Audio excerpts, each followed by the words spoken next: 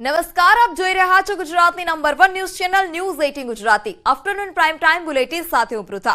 સમાચારમાં સૌપ્રથમ વાત કરીએ ભાવનગરની તો ભાવનગરમાં એનસીસીના સી સર્ટિફિકેટની પરીક્ષાનું પેપર લીક થયું। પરીક્ષાના કલાક પહેલા પેપર લીક પરીક્ષા રદ કરવામાં આવી। ભાવનગર અમરેલીના 488 કેડેટ પરીક્ષા આપવાના હતા। પેપર લીક થતા પરીક્ષા રદ કરવાની ફરજ પડી। ભાવનગરથી આ મહત્વના સમાચાર કે જ્યાં પરીક્ષાના 1 કલાક પહેલા જ પેપર લીક થયું અને જેને કારણે પરીક્ષા રદ કરવાની ફરજ પડી હતી। એનસીસીના સી સર્ટિફિકેટની પરીક્ષાનું પેપર લીક થયું હતું, એટલે કે જે ટાઈમે પરીક્ષા હતી 1 કલાક પહેલા જ આ પ્રકારે પેપર લીક થયું હોય તે ઘટના સામે આવી અને પરીક્ષા રદ કરાઈ છે। ભાવનગર અમરેલીના 488 કેડેટ પરીક્ષા આપવાના હતા।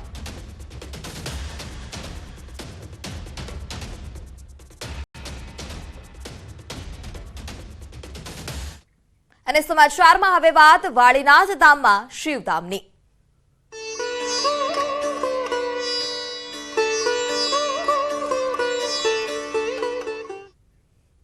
તો મહેસાણામાં તરલ વાળીનાથ મહાદેવ મંદિરમાં મહોત્સવ પ્રાણ પ્રતિષ્ઠા મહોત્સવનો આજે ત્રીજો દિવસ છે।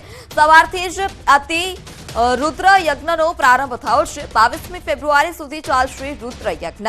યજ્ઞમાં 15,000 યજમાનો જોડાયા। 5 દિવસમાં 51 લાખથી વધુ આહુતિઓ આપવામાં આવશે।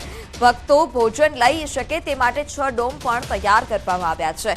યજમાનો માટે અને ભક્તો માટે ડોમ તૈયાર કરવામાં આવ્યા। 1.5 લાખ ભક્તો ભોજન લઈ શકે તેવી તૈયારીઓ કરાઈ છે। આ મહોત્સવમાં 1,500થી વધારે સ્વયંસેવકો ખડેપગે સેવા આપી રહ્યા છે। लगभग 300 થી 400 बहनों सेवा आपे छे। एना सिवाय बीजा 1000 થી 1200 युवाओं एम करीने 1500 થી 1600 व्यक्तिओ अहींया सतत 24 कलाक सेवा आपे छे। अमाराथी फूलनी तो फूलनी पाकड़ी यथाशक्ति जेटली मेहनत थाय एटली आ प्रसंगनी अंदर सहभागी थई अने प्रसंग सारो एवो उजळो बनावीए अने आनी समाजमां अने केन्द्र लेवले आनी नोंध लेवाय एवी अमे यथार्थ मेहनत युवानो करी रह्या रात दिवस। आ टोटली आयोजन छे ने ए बधुं मशीनथी थाय छे। टोटली कटिंग मशीनथी थाय। शाकभाजी रोटली भी बनावावाळा छे, बीजू बधुं टोटली मशीनथी कामकाज चालू थाय। स्वयंसेवको पोताना 24 कलाकमां एटले के 8-8 कलाके डिवाइड करे छे पोताना। अने जमणवार अमारो सवारे 9:30 થી चालू थाय छे, बपोરના 3:30 वाग्या सुधी, पछी साँजे पाछो 6 वाग्या चालू करीए छे। रातना 11 वाग्या सुधी अमारो जमणवार चालू रहेशे। अमारे मिनिमम 1 लाख થી 1.5 લાખ વચ્ચેની પબ્લિક મિનિમમ જમણવાર સાથે ભોજન લે છે। એમ 1.5 થી 1.5 લાખ આવશે। એના માટે અમે 6 ડોમ વ્યવસ્થા કરેલી છે। એક ડોમની અંદર મિનિમમ અને મેક્સિમમ 20 થી 22,000 પબ્લિક સમાઈ શકે એવા ડોમની તૈયારી કરાઈ છે। એવા 6 ડોમ અને 2 એક્સ્ટ્રા અને એની અંદર ભૂદેવોનો જે અમારી પાસે આજે 3000 ભૂદેવો છે એ ભૂદેવોની વ્યવસ્થા અલગ છે। અને જે યજ્ઞ આ મહાયજ્ઞ જે ચાલી રહ્યો છે એ મહાયજ્ઞના જે લાભાર્થીઓ છે અને એમના જમણવાર બી ફરાળ માટે અલગ વ્યવસ્થા કરેલી છે। તો તરફ વાળીનાથ મહાદેવ મંદિરે પ્રાણ પ્રતિષ્ઠા મહોત્સવનો કાર્યક્રમ છે। વધુ માહિતી સાથે સંવાદદાતા કેતન પણ છે। કેતન પાસેથી વધુ માહિતી લઈશું। જે કેતન, અત્યારે પ્રાણ પ્રતિષ્ઠા મહોત્સવ ઉજવાઈ રહ્યો છે, કેવા પ્રકારની વિશેષ વ્યવસ્થા, કેટલા દિવસનો આ કાર્યક્રમ છે? ચોક્કસથી જણાવી દઉં કે તરફ ખાતે વાળીનાથ મહાદેવ મંદિર આવેલું છે, જ્યાં પ્રાણ પ્રતિષ્ઠા મહોત્સવ હાલમાં ચાલી રહ્યો છે। આજે ત્રીજો દિવસ છે, ત્યારે તમે જોઈ શકો છો હજારોની સંખ્યામાં જે ભક્તો હોય છે અહીંયા ઉમટી પડ્યા છે। જ્યાં જોઈએ ત્યાં જે માનવ મહેરામણ હાલ જોવા મળી રહ્યું છે। તમામ જગ્યાએ જે ભક્તોની જે ભારે ભીડ હોય છે તે જોવા મળી રહી છે। ખાસ કરી 7 દિવસ આ જે મહોત્સવ છે યોજાવાનો છે, ત્રીજો દિવસ છે ત્યારે મોટી સંખ્યામાં જે ભક્તો હોય છે અહીંયા ઉમટી રહ્યા છે। ચારે તરફ જે હોય છે તે ભક્તોનું જે ઘોડાપુર હોય છે દેખાઈ રહ્યું છે। ત્યારે આપણા સાથે જે સ્વયંસેવક છે તેમના સાથે પણ વાતચીત કરવાનો પ્રયત્ન કરીશું। શું કહેશો, કેટલા દિવસ આ પ્રોગ્રામ છે અને કયા કયા ખાસ આયોજન કરાયા છે? 16 થી 22 સુધી આ પ્રોગ્રામ ચાલવાનો છે। તો સવારે અહીંયા ગિરિબાપુની કથા ચાલશે, બપોરે સાંસ્કૃતિક કાર્યક્રમ ચાલશે, ધર્મસભા ચાલશે અને આખો જ કાર્યક્રમ રોજના 1.5 થી 2 લાખ દર્શનાર્થીઓ અહીંયા જમે એવી ભોજનની વ્યવસ્થા કરી છે। 12,000 માણસોને રહેવાની અહીંયા ડૂમ બાંધી અને વ્યવસ્થા કરેલી છે। મંદિર અને એના તરફથી અહીંયા ફૂલ વ્યવસ્થા છે। અને પીએમ સાહેબના સાથે 22 તારીખે અહીંયા મંદિરની અંદર પ્રાણ પ્રતિષ્ઠા મહોત્સવ જે શિવલિંગની પ્રતિષ્ઠા થવાની છે એની અંદર એ હાજર રહેવાના છે, બરાબર। અને ચારે પીઠના ચારેય શંકરાચાર્યો પણ હાજર રહેશે અહીંયા કાર્યક્રમમાં। ગિરિબાપુ દ્વારા કથા ચાલી રહી છે। એના સિવાય અહીંયા પ્રશાસન દ્વારા સારી પણ વ્યવસ્થા કરવામાં આવેલી છે। ચોક્કસથી તમામ જે વ્યવસ્થા હોય છે હાલ કરવામાં આવી રહી છે અને હજારોની સંખ્યામાં રોજ જે ભક્તો હોય છે હાલ ઉમટી રહ્યા છે. જી જી કેતન, સમગ્ર માહિતી બદલ આભાર. તો 1.5 લાખ લોકો ભોજન લઈ શકે તે પ્રકારે અલગ અલગ વ્યવસ્થા કરવામાં આવી છે. 6 ડોમ બનાવવામાં આવ્યા છે. તરફ વાળીનાથ મંદિરે શિવ મંદિરે પ્રાણ પ્રતિષ્ઠા મહોત્સવનું આયોજન કરાયું છે.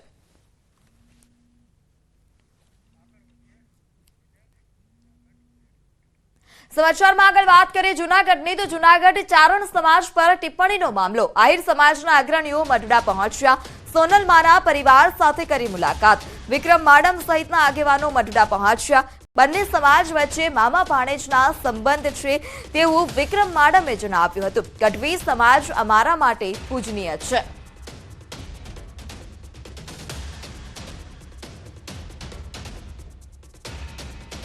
આદિકાળથી એક મામા ભાણેજના જે સંબંધો છે, સમાજની કોઈ એક વ્યક્તિ કોઈ પણ એક શબ્દ બોલે અને એના હિસાબે થઈને બંને સમાજ વચ્ચે ક્યાંક મન દુખો થાય, એ મન દુખો ન થાય. આજે પણ અમે ગઢવી સમાજને એટલા જ પવિત્ર માનીએ છીએ, એટલો જ અમારો આદર છે.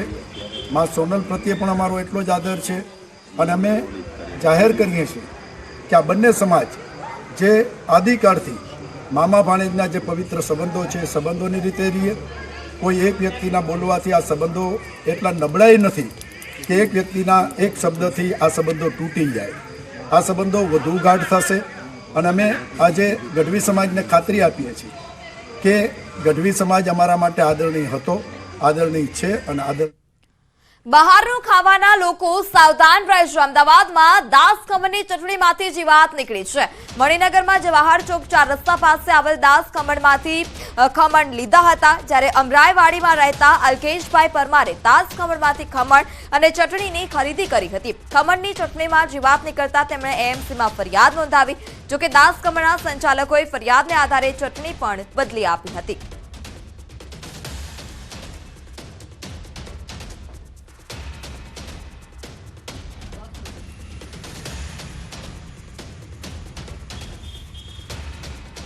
ખમણ અને ચટણી ખોલી તો ચટણીની અંદર એક કહારા જેવું એક મોટું જીવાત હતું, જેથી મેં એ ભાઈ મારી જોડે દાસની ખમણ હાઉસનો નંબર હોય થેલીમાં, જેથી મેં એમને ફોન કરતા એ લોકો એવું કહે છે કે મારી ભૂલ થઈ ગઈ હશે અને હું તમને ચટણી બદલી આપું. પણ મારા છોકરાને એને ઉલટીઓ થવાથી મેં કોર્પોરેશનના હમણાં ઓનલાઈન ફરિયાદ કરેલી છે. સાણંદમાં યુવકે આત્મહત્યાનો પ્રયાસ કર્યો. વ્યાજખોરોના ત્રાસથી કંટાળી યુવકે આપઘાતનો પ્રયાસ કર્યો, જ્યારે પોલીસે એક વ્યાજખોરની ધરપકડ કરી છે. યુવકે 10 લાખ રૂપિયા વ્યાજે લીધા હતા. 25 લાખ ચૂકવ્યા બાદ પણ વ્યાજખોરોએ 60 લાખની માંગ કરી હતી.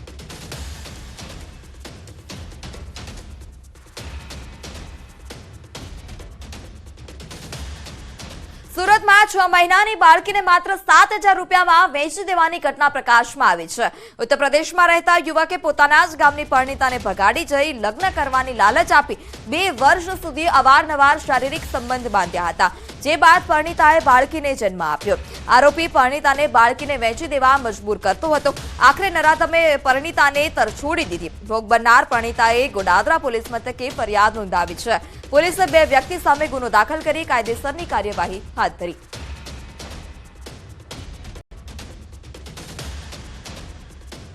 પોલીસે આ બનાવ અનુસંધાને આઈપીસી 376, 370 વગેરે મુજબની કલમો ઉમેરી અને ગુનો નોંધ્યો છે. અને જે બંને આરોપીઓ છે કે જે વ્યક્તિ કે જેણે એમની બેનની સાથે દુષ્કર્મ કર્યું હતું અને જેના થકી એમને ગર્ભ રહી ગયો હતો, એ અને જે આ બાળકીને ખરીદનાર વ્યક્તિ હતો, એ બંનેની પોલીસ તપાસ કરી રહેલ છે અને કાયદેસરની કાર્યવાહી આગળ કરવામાં આવશે. કચ્છ ડ્રગ્સ કેસનો આરોપી પોલીસ જાપ્તામાંથી ફરાર. ભુજ પોલીસને ચકમો આપી જાપ્તામાંથી ફરાર થયો આરોપી જોબનજીત સિંધુ જાપ્તામાંથી ફરાર થયો છે. કોર્ટ તારીખ માટે અમૃતસર જેલમાંથી લવાઈ રહ્યો હતો. ડ્રગ્સ કેસમાં પંજાબના પલારા જેલના હવાલે કરવામાં આવ્યો હતો. અમૃતસરથી તેને પરત લવાઈ રહ્યો હતો. તે જ દરમિયાન તે પોલીસ જાપ્તામાંથી ફરાર થયો. આ આરોપીને ડ્રગ્સ કેસમાં ડીઆરઆઈએ પકડી જેલ હવાલે કર્યો હતો.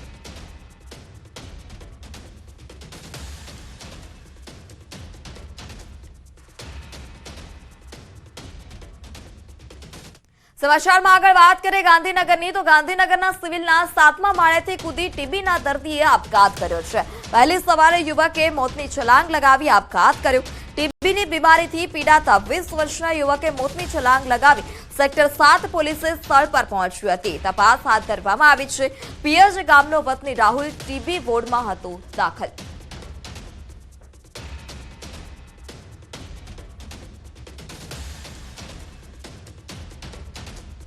દ્વારકાના ભાણવડ તાલુકાના માનપર ગામની સીમમાં થયેલ લૂંટનો ભેદ ઉકેલાયો છે. એલસીબીએ 3 શખ્સોને 50,000 રૂપિયાના મુદ્દામાલ સાથે ઝડપી પાડ્યા. આરોપીઓએ અગાઉ 4 ઘરફોડ ચોરી, 10 વાહનો તેમજ ડીઝલની ચોરીને પણ અંજામ આપ્યો હતો. એલસીબીએ આ દાગીના તેમજ રોકડ કબજે કરી વધુ તપાસ હાથ ધરી છે.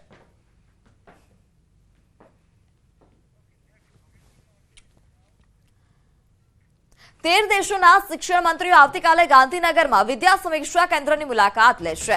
સમીક્ષા કેન્દ્રની કામગીરી અંગે માહિતી મેળવશે.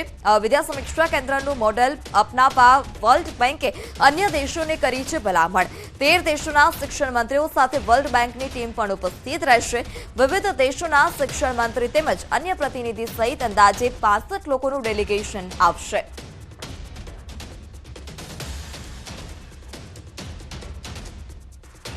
પંચમહાલ જિલ્લામાં હાલ 2000 આંગણવાડી કાર્યરત છે અને જેમાં હજારો બાળકો અભ્યાસ કરી રહ્યા છે.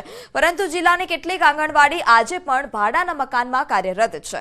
કેટલીક સરકારી મકાન એટલે કે સમાજઘર કે ગ્રામ પંચાયતના મકાનમાં ચાલી રહી છે. સંલગ્ન વિભાગના દાવા મુજબ હાલ જિલ્લામાં કાર્યરત 2000 આંગણવાડીઓ પૈકી 1819 આંગણવાડીના પોતાના મકાન છે, જ્યારે 7 આંગણવાડી સરકારી મકાનમાં ચાલે છે. 110 આંગણવાડીના નવા મકાન મંજૂર કરવામાં આવ્યા. એવી જ રીતે 85 આંગણવાડી ભાડાના મકાનમાં કાર્યરત છે, જ્યારે 12 આંગણવાડીના નવા મકાન આગામી દિવસોમાં મંજૂર કરવાની પ્રક્રિયા છે. અધિકારીઓ જર્જરિત મકાનમાં બાળકો નહીં બેસાડવાની સૂચના આપતા હોય તેવું પણ જણાવ્યું હતું. જ્યારે સૂચના આપી દીધી હોવાનું જણાવી તેઓ ફરજ મુક્ત થયા હોય તેવા દ્રશ્યો પણ સામે આવ્યા છે. ત્યારે સરકાર દ્વારા આ પ્રકારની આંગણવાડી માટે તાત્કાલિક ધોરણે મકાન બનાવવામાં આવે તેવી પણ સ્થાનિકો માંગ કરી રહ્યા છે.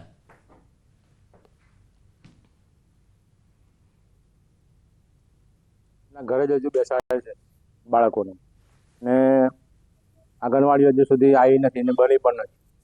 એના માટે અમે બાળકો માટે આંગણવાડી બનાવવા માટે માગણી અમારી છે જ. અથવા નગર પંચાયત ઘરમાં અથવા ભાડેથી આ બધી આંગણવાડીઓમાં બેસાડે છે અને સરકારને અમારે એ જ નમ્ર વિનંતી છે કે અમારા બાળકો અમારી પ્રાઇવેટ આંગણવાડી તાત્કાલિક બનાવવા અમારી નમ્ર વિનંતી છે. અરે એક વાર તો અમે ખાતમુહૂર્ત બંધ કરાયું, એ વાતના 5 વર્ષ વીતી ગયા તો પાયાનું ઠેકાણું ના પડી. હવે કેટલી માથાકૂટ કર્યા પછી અમે છેલ્લા 1 વર્ષ પછી આ પાયાનું કામ લેવડાવ્યું. તે 1 વર્ષથી ખાલી પાયો એકલો લેવાઈ રહ્યો છે, પછી કામ ટાળું પડી ગયું છે. મથુરા ગામમાં 2 આંગણવાડી તૈયાર મંજૂર થયેલી છે, પણ કોઈ એનું આગળ કોઈ કાર્યવાહી કરતા નહીં.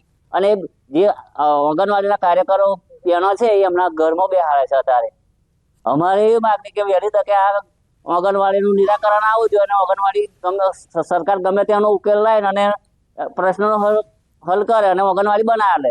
એવું છે કે ભાઈ આંગણવાડીઓ જર્જરી થઈ ગઈ છે અને તેઓ પોતાના મકાનમાં પણ બેસાડે છે. અમારે આંગણવાડીને બનાવવા માટે વહેલી તકે અમને બની આપે તો સારું છે. કોઈ પંચાયતની અંદર આંગણવાડી જર્જરિત થઈ ગયેલી છે અને કોઈ આંગણવાડીઓ ઘણી જગ્યાએ છે જ નહીં. અને તે અમારે સરકાર જોડે એટલી માગણી કે આંગણવાડી ગમે તે રીતે પંચાયતમાં બેસે છે, ઘર આંગણામાં બેસાડે છે અને આંગણવાડી વહેલી તકે અને વહેલી તકે બને અને તાત્કાલિક એવું કરે અને એક્શન લે એવું અમારે માગણી કરીએ છીએ. જ્યારે અમારી સંકલનની મીટિંગ હોય તો એમાં ચીફ ઓફિસર શ્રી, પ્રાંત ઓફિસર સાહેબને પણ નગરપાલિકા વિસ્તારોમાં જલ્દી જગ્યા મળે એ માટેના અમારા પૂરતા પ્રયત્નો છે. સ્ટેચ્યુ ઓફ યુનિટી દેશ વિદેશના પ્રવાસીઓના આકર્ષણનું કેન્દ્ર છે. તેવામાં નર્મદા જિલ્લામાં મંજૂરી મળ્યા બાદ એરપોર્ટ વિવાદોમાં ઘેરાયું.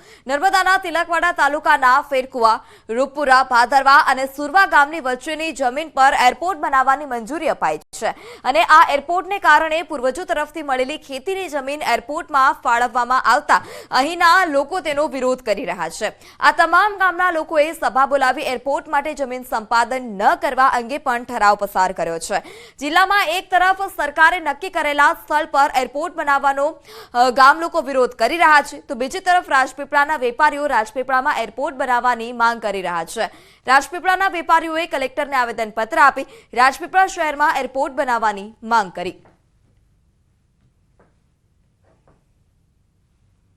એ એરપોર્ટની કોઈ જરૂર નથી। અમે નાના માણસ છે, ગાડી ઘોડામાં ફરતા માણસો છે, એટલે અમારે કોઈ એરપોર્ટની જરૂર નથી। એરપોર્ટ બનશે તો અમારી જમીન વિહોણા અમે થઈ જશું। આ જમીન સંપાદન નહીં થવા દેવા માટે પાયાની આજની જે લડત છે તે હાઈકોર્ટ સુધી અમારી બનતે। અમે સરકાર સામે કંઈ કોઈ બાયો ચડાવવા માંગતા નથી। સરકારને એક વિનંતી કરવામાં આવે છે કે આ જમીન અમારી કિંમતી છે અને બીજે ગમે ત્યાં પસંદ કરી લો અને અમને આ રવા દો। એક બાજુ જ્યાં ભાદરવા કને જમીન સંપાદન કરેલ છે તે ત્યાંના લોકો વિરોધ કરી રહ્યા છે, તે અહીંના વેપારીઓ એરપોર્ટની માંગણી કરી રહ્યા છે। તો સરકારશ્રીને અમારે એ વાત પહોંચાડી છે કે રાજપીપળામાં જગ્યા છે, તમારો ખર્ચો પણ ઓછો થશે, તો રાજપીપળામાં એરપોર્ટ લાવો। સ્ટેચ્યુ ઓફ યુનિટી આવ્યા બાદ સ્ટેચ્યુ ઓફ યુનિટી પર આવતા પ્રવાસીઓ માટે અનેક સુવિધાઓ કરવામાં આવે છે, પરંતુ વાત કરી રહ્યા છે નર્મદા જિલ્લાના સ્ટેચ્યુ ઓફ યુનિટી આવ્યા બાદ એરોડ્રામની। જે એરોડ્રામ છે રાજપીપળા શહેરમાં પહેલાં એરટ્રીપ મંજૂર કરવામાં આવી અને જેની ગ્રાન્ટ પણ આવી ચૂકી હતી। આ એરટ્રીપ મંજૂર થયા બાદ કોઈક ધોંચે પડ્યા બાદ હાલ જે વાર્તા ચર્ચાઈ રહી છે કે જે એરોડ્રામ હવે બની રહ્યું છે, જે ભાદરવા તિલકવાડાથી ભાદરવા વચ્ચે અનેક 4 થી 5 ગામો વચ્ચે બનાવવામાં આવી છે। આપણે જે છે આ ભાદરવા ગામમાં હવે એરપોર્ટ બની રહ્યું છે, જેનો ગામ લોકોએ વિરોધ કર્યો છે, કારણ કે પોતાની મોંઘામીની જે જમીનો છે એ જમીનો એરપોર્ટમાં જતી રહેતા આજે બેઘર થઈ શકે છે એમ આ ગ્રામજનો લાગે છે। એટલે જે લગભગ 4 થી વધુ ગામ લોકોએ ભેગા થઈ અને એક ઠરાવ પણ પસાર કર્યો છે કે જે એરપોર્ટ માટે જમીન સંપાદક કરવાની છે એ જમીન સંપાદક નહીં કરવી, કારણ કે પોતાની રોજગારી છીનવાનો એ લોકોને ભય છે। બીજી તરફ રાજપીપળા શહેરમાં એરટ્રીપ જે બનવાની હતી જે કેન્સલ થતાં રાજપીપળા શહેરવાસીઓ છે એ નિરાશ થયા છે। એટલે કહી શકાય કઈ ખુશી કઈ ગમની જે વાત થઈ રહી છે। એક તરફ રાજપીપળાનો એરપોર્ટ જે એરટ્રીપ કેન્સલ થાય છે, તો બીજી તરફ એરપોર્ટ જે બનવા જઈ રહ્યું છે જેને લોકો વિરોધ કર્યા છે। હવે જોવું એ રહ્યું કે આવનારા દિવસોમાં આ એરપોર્ટ ક્યાં બને છે। દીપક પટેલ, ન્યૂઝ 18 ગુજરાતી, નર્મદા। તો સમાચારમાં હાલ સમય થયો છે વિરામનો। આપ જોડાયેલા રહો ન્યૂઝ 18 ગુજરાતી સાથે।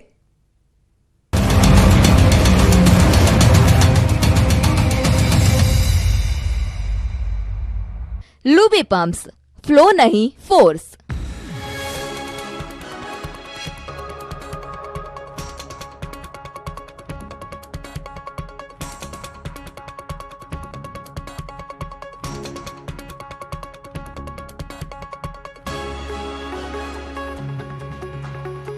लूबी पंप्स, फ्लो नहीं फोर्स। 48 કલાકમાં ગુજરાતના વાતાવરણમાં પલટો આવશે। હવામાન નિષ્ણાંત અંબાલાલ પટેલે મોટી આગાહી કરી। ઉત્તર ભારતમાં હિમવર્ષા થશે, જેની અસર ગુજરાત સુધી થશે। અનેક જિલ્લામાં માવઠાની પણ આગાહી। માર્ચ પહેલા રાજ્યમાં ભારે ઠંડી અનુભવાશે તેવી અંબાલાલ પટેલે આગાહી કરી। વહેલી સવારે અને રાત્રે રાજ્યમાં ફરી એક વખત હાથથી ઝરતી ઠંડી પડશે। અનેક જિલ્લાઓમાં વાદળછાયું વાતાવરણ રહે તેવી શક્યતા।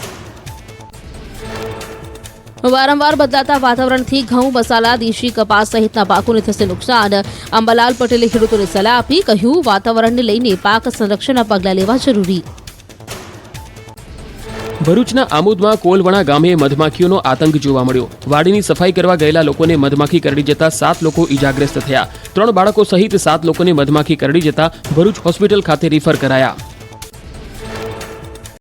પંચમહાલના હાલોલમાં ગેસની પાઇપલાઇન લીકેજ થતા દોડધામ મચી। પીએનજીની પાઇપલાઇન નજીક ખોદકામ દરમિયાન ગેસ લીકેજ થતા આગ ફાટી નીકળી। ફાયરની ટીમે આગ પર મેળવ્યો કાબુ। સદનસીબે ઘટનામાં કોઈ જાનહાનિ ન થતા રાહત। આણંદમાં નશામાં ધૂત કાર ચાલક અકસ્માત સર્જી ફરાર। ભાલેજ રોડ પર મોટા મદ્રેસા પાસે અકસ્માત સર્જાયો। પૂરપાટ ઝડપે કાર ચલાવી અકસ્માત બાદ કાર ચાલક સહિત અન્ય યુવકો કાર મૂકી ફરાર થઈ ગયા હતા। તળાજામાં ગીગા ભમ્મરે ચારણ સમાજ વિરુદ્ધ ટિપ્પણી કરતા રાજ્યભરમાં ચારણો લાલઘૂમ છે। ગીગા ભમ્મરે વિવાદનું મતપૂર ઉછેરી દેતા વિરોધનો વંટોળ શરૂ થઈ ગયો। ઠેર ઠેર ચારણ સમાજ સામે ટિપ્પણી અંગે ફરિયાદ નોંધાઈ છે। ભાવનગરના તળાજાના દાઠા પોલીસ મથકે ફરિયાદ નોંધવા અરજી કરી। કચ્છ, અમદાવાદ, ભાવનગર, રાણપુર, દાઠા, જામખંભાળિયા સહિત પોલીસ મથકોમાં ગીગા ભમ્મર વિરુદ્ધ ફરિયાદ કરવા અરજી। તો ગીગા ભંભાની ચારણ સમાજ વિશે ટિપ્પણીને લઈને દ્વારકામાં પણ ભારે રોષ જોવા મળ્યો. ચારણ સમાજના લોકો એકત્ર થઈ પ્રાંત કચેરીમાં આવેદનપત્ર આપ્યું. સાથે ટિપ્પણી કરનાર સામે કડક પગલાં ભરવાની માંગ કરી છે. તો રાજકોટમાં ચારણ સમાજ ઉપર વિવાદાસ્પદ ટિપ્પણી મામલે વિરોધ થયો. રાજકોટમાં મોટી સંખ્યામાં ચારણ સમાજના લોકો એકત્ર થયા.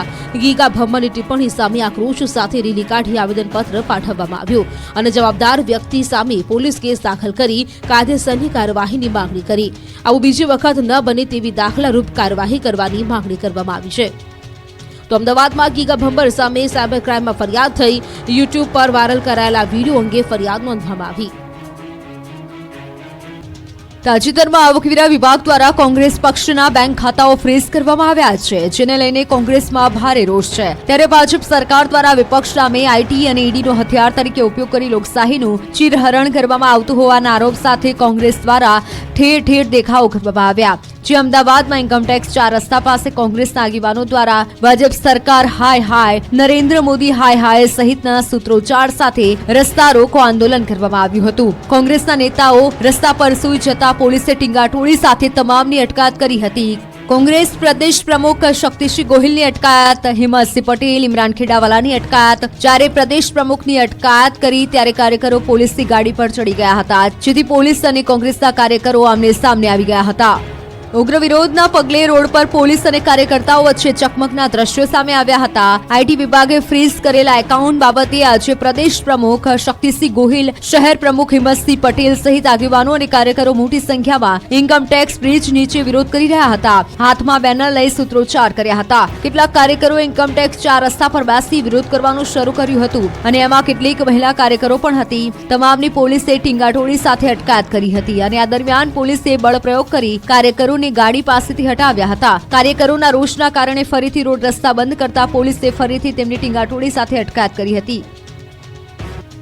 વડોદરામાં અમદાવાદના તથ્યકાંડ જેવી ઘટના સામે આવી. વડોદરાના માણેજા ક્રોસિંગ પાસે એક નશાખોર યુવકે રોંગ સાઈડમાં કાર ચલાવીને અનેક વાહનોને ઉલાડ્યા તેમજ રાહદારીઓને પણ ટક્કર મારી. આ સમગ્ર ઘટના સીસીટીવીમાં કેદ થઈ છે, જેમાં જોવા મળે છે કે સ્ટીયરિંગ પર કાબુ ન રહેતા નશામાં ધૂત યુવકે કાર ડિવાઈડર પર ચડાવી દીધી. બાદમાં કાર રિવર્સ લઈ રોંગ સાઈડમાં જ બેફામ કાર હંકારી. ઘટનાને પગલે લોકોના ટોળા એકત્ર થઈ ગયા હતા અને આ યુવકને મેથી ભાગ ચખાડ્યો.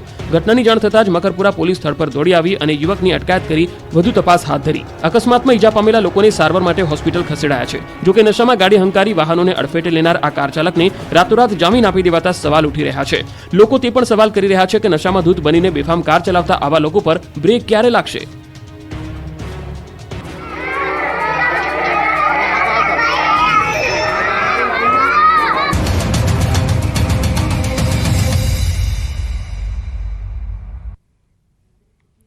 Welcome back. સમાચારમાં આગળ વાત કરીએ તો છેલ્લા કેટલાક સમયથી યુવાનોમાં એક અથવા બંને કાનમાં બહેરાશ આવવાના કેસમાં વધારો થયો છે. અમદાવાદની સોલા સિવિલ હોસ્પિટલમાં આવા કેસની સંખ્યા સતત વધી રહી છે. સામાન્ય રીતે 6 મહિનામાં આવો એક કેસ સામે આવતો હોય છે, જે વધી હાલ મહિને 30 જેટલા થયા છે. ડોક્ટરના એનાલિસિસ મુજબ કોરોના બાદ ઓછું સંભળાવાની સમસ્યામાં વધારો થયો છે.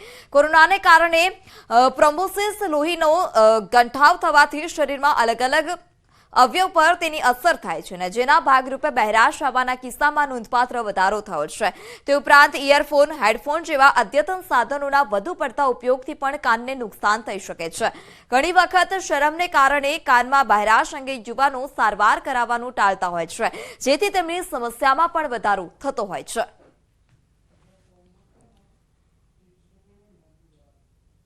કોવિડમાં વધવાનું કારણ હતું જે પહેલો વેવ હતો, જેમાં કોએગ્યુલોપથી એટલે કે લોહી જામવાની પ્રક્રિયા હતી. એને કારણે જે આંખને, નાકને, કાનને અગત્યના અવયવોને પહોંચાડનારી જે નસ હતી એની અંદર લોહી જામી જતું હતું અને એને કારણે એ અવયવ એનું ફંક્શન ખોઈ બેસતું હતું. બસ સેમ વસ્તુ આપણે સાંભળવાની કાનમાં થયું, અંદરના કાનમાં થયું. સમાચારમાં આગળ વાત કરીએ નર્મદાની તો નર્મદાના એકતા નગરના સહકાર ભવન ખાતે બેન્કિંગ ક્ષેત્રમાં આવેલા બદલાવ અંગે રાષ્ટ્રીય કક્ષાની 2 દિવસીય કોન્ફરન્સ યોજાઈ હતી. આ કોન્ફરન્સનો મુખ્ય ઉદ્દેશ્ય બેન્કિંગ સેક્ટરમાં આવેલા સુધારા, પડકારો, કોઓપરેટિવ બેંક ઓફ ઇન્ડિયાની ભૂમિકા તેમજ સહકારી ક્ષેત્ર સાથે એક તંદુરસ્ત સ્પર્ધા સાથે આગળ વધવાનો છે. આ કોન્ફરન્સ કોઓપરેટિવ બેંકના ચેરમેન અજયભાઈ પટેલની અધ્યક્ષતામાં યોજાઈ હતી. केवल ने अपना स्टैच्यू ऑफ यूनिटी को विजिट करने का और एजुकेशन 2 दिन का ये सेमिनार है और पूरे देश से उनके जो लीडर्स थे वो आए हुए हैं, उनको एजुकेशन और इंफॉर्मेशन और आगे जाके क्या कोऑपरेटिव कॉर्पोरेट सेक्टर को कंपटीशन करे और कंपटीशन में सबके साथ आगे बढ़े उसकी सब एडवाइस और उसके लिए एक्सपर्ट्स को बुलाया है। और અમદાવાદમાં દિલ્હી, હૈદરાબાદ, પુણે બાદ હવે ગુજરાતમાં પહેલીવાર શ્વાન વચ્ચે સ્પર્ધા યોજાઈ। અમદાવાદમાં એક સાથે 18 શ્વાન જોવા મળ્યા। આ તમામ શ્વાન વચ્ચે પોતાના માલિક સાથે કેવી રીતે તાલમેલ રાખે છે તે વિશે પ્રોપર તાલીમ લીધેલા શ્વાન વચ્ચે સ્પર્ધા યોજાઈ હતી। અહીં સમગ્ર ભારતમાંથી આવેલા સહભાગીઓ તેમની ટ્રેનિંગ સ્કિલ પ્રેઝન્ટ કરશે અને આ ઇવેન્ટમાં અમદાવાદીઓને ચોક્કસ પ્રકારના ટ્રેન ડોગ્સના દ્રશ્યો નજીકથી પ્રથમ વખત જોવા મળશે। મોટી સંખ્યામાં ડોગ પ્રેમીઓ આ ઇવેન્ટને જોવા માટે ઉત્સુક છે। આ ઇવેન્ટને PSA નામ આપવામાં આવ્યું છે અને જે મોટા ભાગે અમેરિકામાં થતી હોય છે। સમગ્ર ભારતમાંથી PSA ઉત્સાહીઓ આ ઇવેન્ટમાં ભાગ લઈ રહ્યા છે, જ્યાં તેઓ તેમની ક્ષમતાને બહાર લાવવાનો અને વધુ સારી રીતે પરફોર્મ કરવા પર ભાર આપશે।